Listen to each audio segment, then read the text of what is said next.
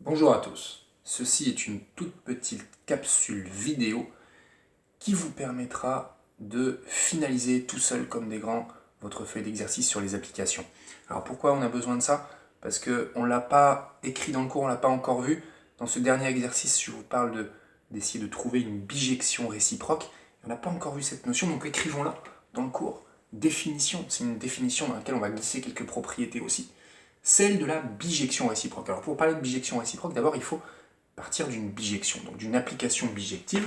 Donc on va dire soit petit f, une application bijective de E dans F, E étant l'ensemble de départ, et grand F l'ensemble d'arrivée. Et donc il faut que E soit une bijection. Voilà, une bijection. C'est-à-dire que à tout x, je fais correspondre un petit f de x, et comme c'est une bijection, alors je sais que cette application-là, eh bien pour tout élément de l'ensemble d'arrivée, il existera un unique élément de l'ensemble de départ, tel que f de x sera égal à ce petit y que j'ai pris dans l'ensemble d'arrivée. Voilà. Alors qu'est-ce que c'est que la bijection réciproque de cette application? Eh bien, la bijection réciproque, on va l'écrire, la bijection réciproque de petit f est l'application.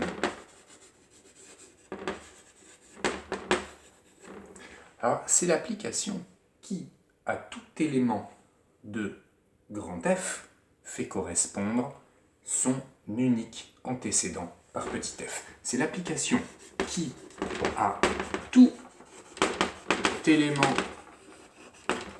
de grand F, fait correspondre son unique antécédent par petit f. Et oui, unique. On sait qu'il existe, on sait qu'il est unique. Pourquoi? Eh bien parce que notre application petit f, c'est une bijection. Alors regardez, en fait, tout simplement, eh bien, une bijection réciproque, c'est quoi?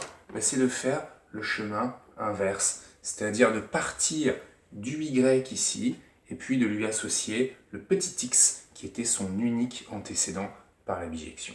Voilà, on est sûr que ce petit x existe, on est sûr qu'il est unique, parce que petit f est une bijection. Alors, cette bijection réciproque de f, on la note, on va l'écrire aussi, on la note petit f avec un petit moins 1 ici, comme si c'était une puissance moins 1, on en reparlera tout à l'heure.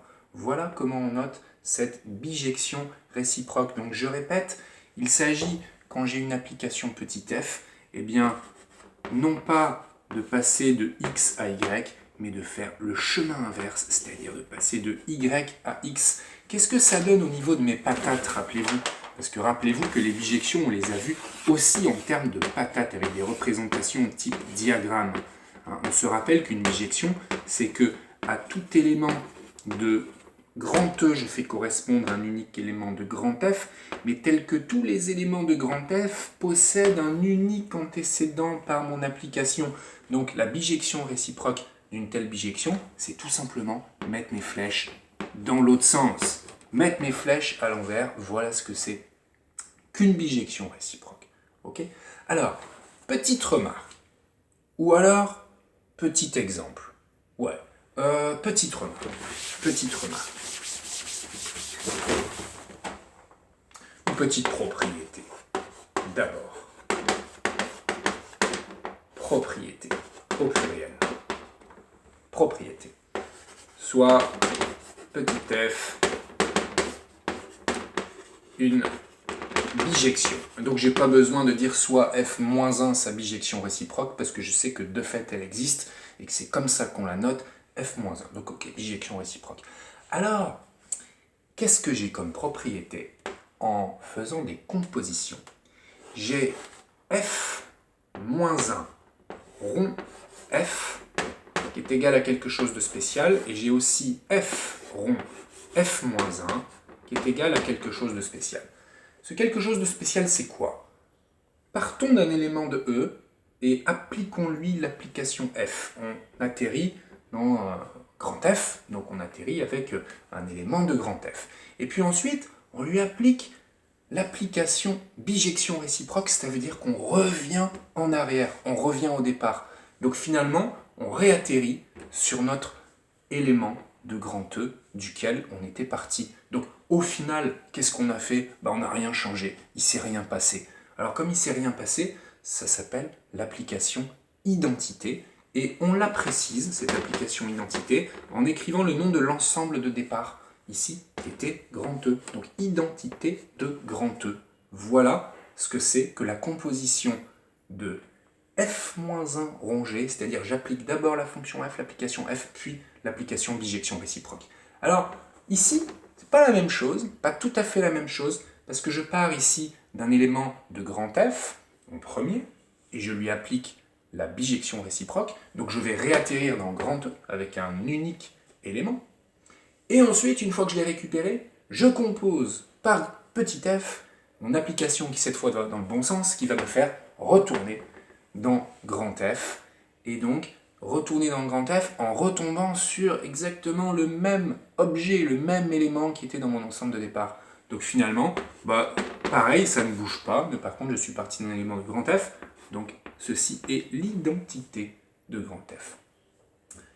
Voilà, quand je fais des compositions en composant tour à tour par F puis par F-1, eh bien je retombe sur l'application identité.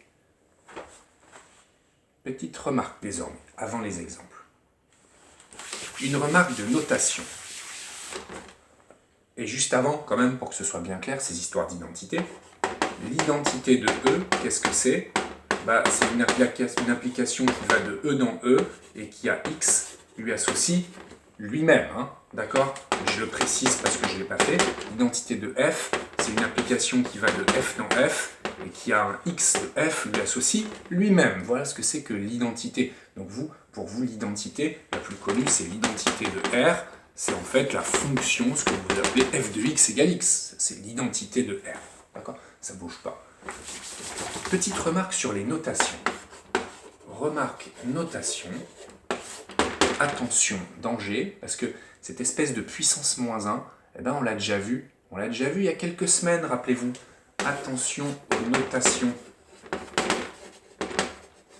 entre bijection réciproque qui s'écrit f, donc moins 1.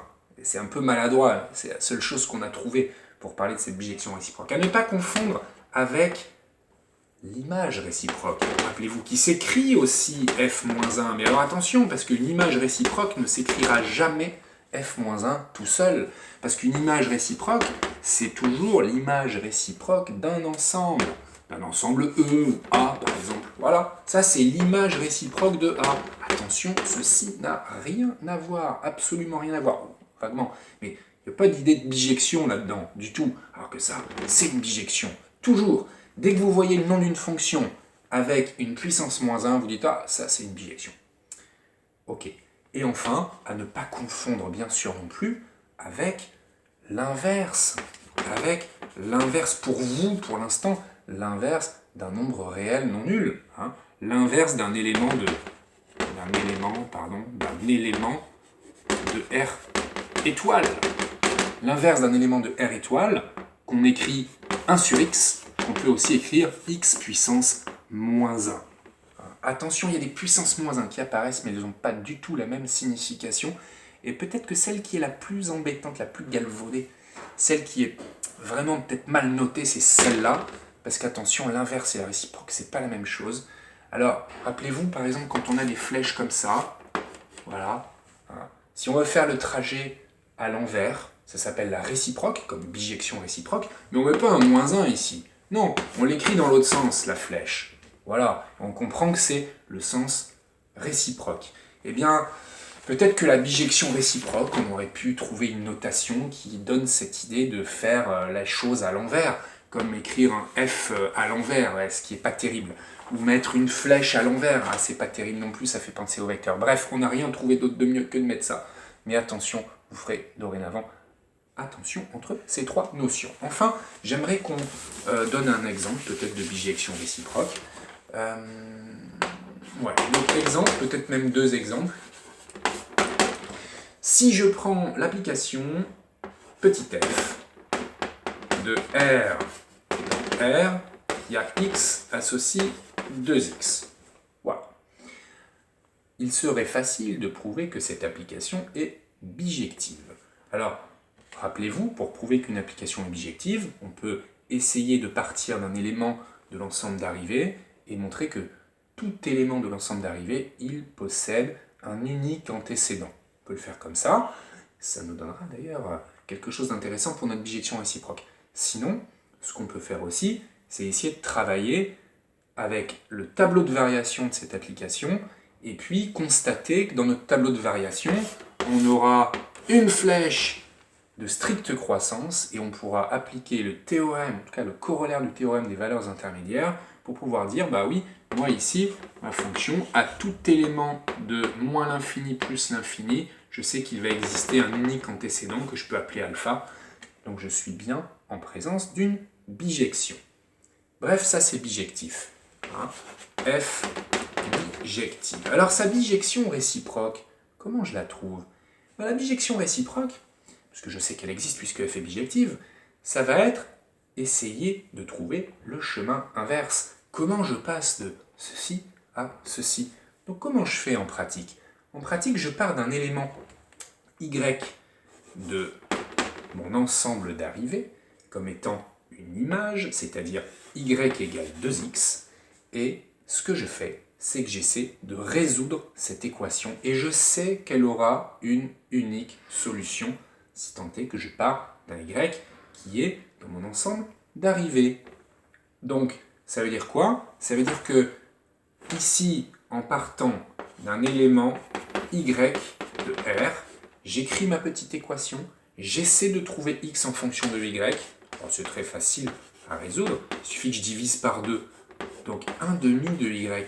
Et ce que j'ai trouvé là, eh bien c'est l'expression de ma bijection réciproque. C'est-à-dire que ce 1 demi de y, c'est en fait f moins 1 de y. Ça y est, j'ai trouvé l'expression de ma bijection réciproque f moins 1. Le seul truc un peu embêtant, c'est qu'on a x en fonction de y, mais c'est des variables muettes, tout ça. Je peux très bien dire maintenant que la bijection réciproque de f, qui s'appelle donc f-1, qui se note f-1, c'est une application qui va de R dans R, et qui à tout x lui associe 1 demi de x, c'est-à-dire sa moitié, tout simplement. Ceci est bien la bijection réciproque de mon application de départ. Donc finalement, quand on veut trouver une application réciproque, une bijection réciproque, parce que c'est ce que vous aurez à faire dans le dernier exercice, on peut essayer de travailler sur la résolution d'une équation en essayant de trouver le y tel que le x, je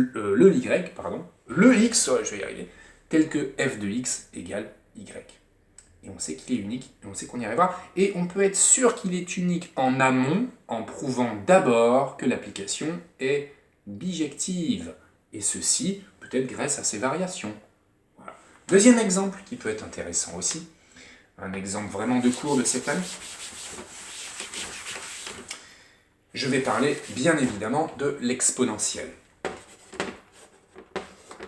Mais pour avoir une bijection, eh bien, il ne faut pas que j'écrive n'importe quoi ici, il faut que j'écrive ceci, R plus étoile. Non, c'est pas bijectif. Et là, je suis sûr d'avoir une bijection. Et ça, bien sûr, c'est exp. Exp. Exp défini comme ceci est bijective. Et j'insiste sur le défini comme ceci parce que j'ai bien modifié mon ensemble d'arrivées de sorte que cette application-là soit bien une bijection. Je le sais. J'ai son tableau de variation en tête sans problème. Voilà, exponentielle, la limite en moins l'infini, 0 plus l'infini, je sais que tout élément de 0 plus l'infini admet un unique antécédent par l'application exponentielle. Alors, si je veux trouver sa bijection réciproque, eh bien j'essaie de résoudre mon équation en partant d'un y qui appartient à R plus étoile, j'essaie de résoudre mon équation exponentielle de x égale y, c'est-à-dire f de x égale y. Je la résoudre très facilement, en passant au logarithme x égale ln de y.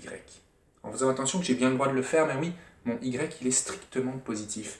Alors regardez, ben, voilà, ça y est, j'ai l'expression de ma bijection réciproque. Il s'agit de l'application logarithme népérien, tout simplement. C'est ce exp moins 1 que je vais pouvoir écrire, qui est ln. Alors attention quand même, ln, mais il faudrait que je lui donne vraiment toutes ces caractéristiques à cette bijection réciproque, c'est-à-dire que je lui donne aussi, bien sûr, son ensemble de départ et son ensemble d'arrivée. Attention, ici, il faut que je parte d'un élément de R plus étoile. Donc je pars de R plus étoile. Et c'est bien cohérent avec ce que je sais du logarithme, le fait d'avoir la nécessité de partir d'un élément de R plus étoile pour en prendre le logarithme. J'atterris dans R, bien sûr, et cette application exp-1, c'est l'application qui, à tout x, fait correspondre son logarithme népérien. Ceci est bien la bijection réciproque de l'exponentielle. Alors, on peut vérifier du coup qu'avec ces histoires de bijection réciproque, comme exp-1 c'est ln, eh bien on peut vérifier que exp-1, pardon, que je vais écrire comme ça, que ln rond exp, ça fait quoi ça? Ben, ça fait l'identité, et pas n'importe quelle identité, l'identité de R, parce que je suis parti d'un x qui appartenait à grand R, je lui ai appliqué l'exponentielle, j'atterris dans R plus étoile, je prends le logarithme, ça existe, et je reviens dans R tout entier. Si je fais ça à l'envers, exp rond ln, cette fois, je pars d'un élément qui doit être dans l'intervalle 0 ouvert plus l'infini. Je lui applique le ln, j'atterris dans R, puis j'applique sa bijection réciproque qui est l'exponentielle, et je reviens dans R plus étoile. Ça me donne bien l'identité de R plus étoile. Voilà, on a vu deux exemples de bijection réciproque. Donc vous essaierez de me trouver les bijections réciproques correspondant aux différentes applications qui sont dans votre dernier exercice. Peut-être qu'on en rajoutera un ou deux vendredi quand on fera cette dernière petite séance sur les applications avant une petite incursion dans le monde extraordinaire de la dénombrabilité qui est en lien avec les applications, bien sûr. À bientôt.